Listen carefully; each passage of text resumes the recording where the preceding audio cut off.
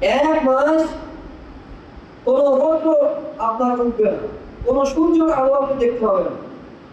ধরেন আপনি আপনার 100, 200, 500, 700 বিঘা সম্পদ আছে, সব শস্য আপনি কোথায় ঘরে রেখেছেন, ধান সিদ্ধ করেছেন, আল্লাহ সুবহানাহু ওয়া তাআলা রৌদ্র দেয়নি, শুধু বৃষ্টি আর বৃষ্টি।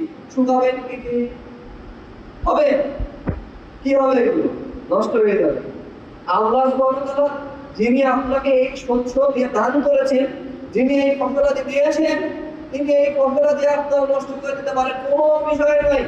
আপনি চাইলে সূর্য একলা উঠাতে পারবেন না, আপনি চাইলে আকাশ থেকে বৃষ্টি নামাতে পারবেন না।